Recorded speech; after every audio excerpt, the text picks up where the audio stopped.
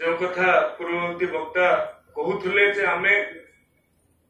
पाश्चात्य संस्कृति पाश्चात्य साहित्य पछरे पढ़ुला बेले पाश्चात्यर लोक आमको आसिकी खोजुछंती आम अन्वेषण रोचंती ओडिशार अन्वेषण रोचंती ओडियार अन्वेषण रोचंती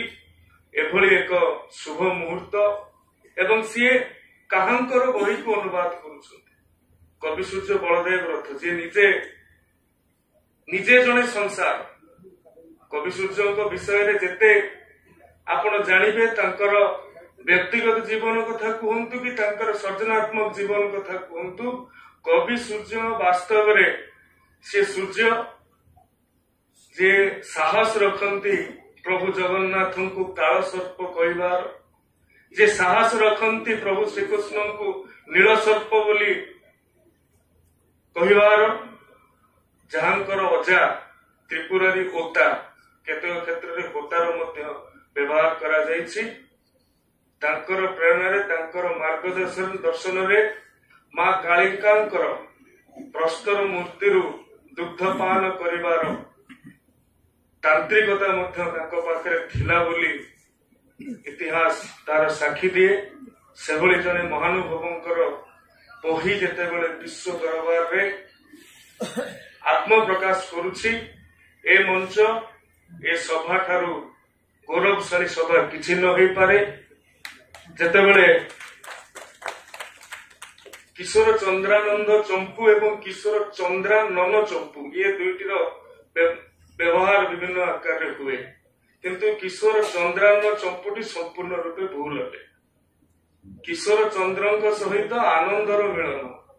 भूमि सहित भूमार मिलन हो जमी दूर दिग्बलय सुंदर देखा जाए सेमिति श्रीकृष्ण सहित राधांकर मिलन टाकू एते सुंदर भाव रे करू क्ष पर्यंत 34 ता भितरु मोरे से मिलनर पर्वटी को संपूर्ण भाव से रचना करथिले एवं आश्चर्यजनक भाव रे क्षरे तार क्षमा प्रार्थना भी करथिले जदि कोटी दोष त्रुटि होछि प्रभु हमको क्षमा कर तो मु आश्चर्यजनित हो जाइथिले ये पाश्चात्य पंडित डेविड लेनेन केमिति याकू इंग्रजी रे अनुवाद करथिले यदि क गीतर आपण लक्ष्य करंती की हेला रे कही तो नुह भारती रे कालीजा दूररू देखी कलना कला मो आखि कला इंदिवर आरती रे ए कला इंदिवर आरती रो दुई प्रकार कथा दुई प्रकार बोध अनेक पुस्तक रे रचित होइछे किंतु एठी डेविड बाबू जो कथा कहिसंती निश्चित भाव रे से ताहाकू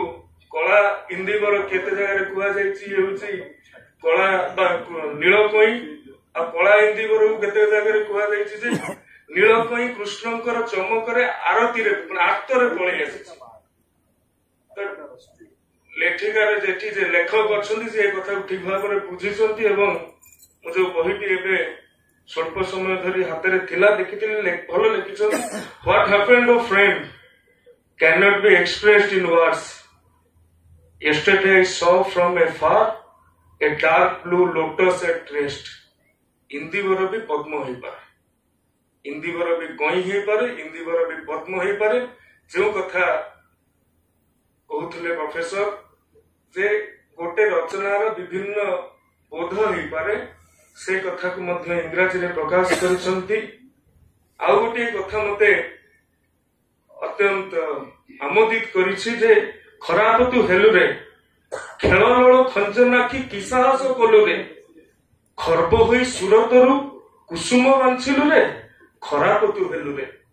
जो खेल लड़ खंजनाखी मते बुझिबा आज्ञा समय लागिथिला मोर से समय जने अध्यापक को फोन करथिले कि खेल लड़ खंजनाखीला कोन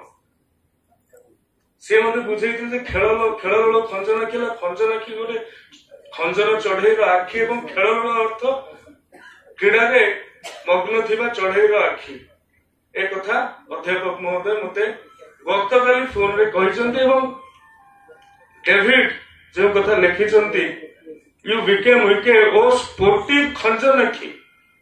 जा हो ये खंजन चढ़ेईटी समग्र विश्व रे आज ए डेविड के माध्यम रे आत्म प्रकाश करिछि ये एक सौभाग्यर कथा एवं ମହତାବ ମହୋଦୟ ଯେଉଁ କଥା କହୁଥିଲେ ଗଲାଣି ତ ଗଲା କଥାରେ ସଂଗାତ ଗଲାଣି ତ ଗଲା କଥା, ସେ କଥାକୁ ମଧ୍ୟ ସେ ଲେଖିଛନ୍ତି of the matter that just occurred. ପଦିଏ କଥାରେ ଆଜ୍ଞା ସାରି ଦେଇଛନ୍ତି, ଯାହା ସଂକ୍ଷିପ୍ତ ହେଲେ ବି ଅନେକ ବୋଧ ବ୍ୟକ୍ତ କରୁଛି। ତେଣୁକରି ପଣ୍ଡିତ ଗୋପବନ୍ଧୁ ଦାସ ଏ ଚମ୍ପୁ କଥାକୁ ଯେଉଁ ପଦଟିଏ ଲେଖିଥିଲେ ସେ କଥାକୁ ଏଠାରେ ଉଦ୍ଧୃତ ନ କରି ମୁଁ ରହିପାରୁନାହିଁ। ଉଦ୍ଧୃତ କରି ବାଣୀକୁ ମୁଁ ବିରାମ ଦେବି। କୃଷ ଧରି ଋଷିକୁଲ୍ୟାକୁ ପରସି ଆସିଥିବ ଯେବେ ପବମାନ, ତୀରବାସୀଙ୍କର ରାଗିଣୀ ମଧୁର ଶୁଣିଥିବ ଚମ୍ପୁ ଲଳିତ ଗାନ। ତେଣୁ ସେତେବେଳେ ତୀରବାସୀ ଚମ୍ପୁର ଲଳିତ ଗାନ ଶୁଣିଥିଲେ, ଆଜି ବିଶ୍ୱବାସୀ ଚମ୍ପୁର ଲଳିତ ଗାନ ଶୁଣିବେ। ଏ ଅବସରରେ ସମସ୍ତଙ୍କ ନିକଟରେ ମୋର କୃତଜ୍ଞତା ଜ୍ଞାପନ କରି ବାଣୀକୁ ବିରାମ ଦେଉଛି।